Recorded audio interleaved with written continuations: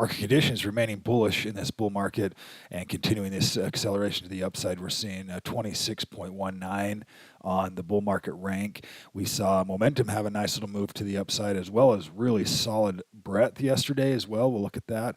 Momentum up in this bullish trend location and seeing breadth almost there. It's been working its way back towards that upside, and we finally are getting large participation or more participation in this overall uptrend. If we see sentiment here towards the upper end of this range, the most interesting chart this morning is the buy-sell ratio. Let's take a look here. We saw a real sharp spike all the way back up to 2.71.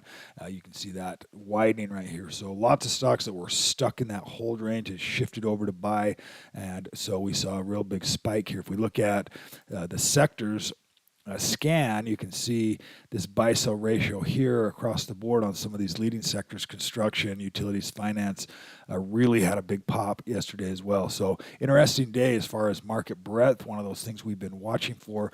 At the same time, we saw S&P 500 have a down day. Well, the biggest reason for the S&P 500 down day is these large names. This is NVIDIA. You have NVIDIA, you have Microsoft, and there are a handful of others that were pulling that S&P 500 down, and that's probably the main reason, or the top 10 stocks in the S&P 500 are moving the entire S&P 500. So some additional breadth is certainly helpful right here. And we also saw the Russell 2000. We've been waiting for that one to really have a move. It had a real big move yesterday, and so we're seeing those small cap names that are starting to participate now as well. If we take a look at sectors, we also are seeing strength in sectors. We've got everything out of that sell range now, everything in short-term uptrend ranges, and also improving here on the laggards in the sector. We're also seeing commodities, which are also working really nicely as well. We've got silver moving higher. We've got gold, which is also continuing that move higher, and USO, which is oil, which is holding that support level right at that 236 location. If we take a look at, actually, let's jump back and take a look at bonds. The 20-year having a nice move yesterday. This is a pretty significant reversal. Really, everything that's happened in the last couple of days, pretty interesting, pretty significant as far as breadth, confirmation across the board, and SHY also having a nice move. Remember that SHY is that short-term bond.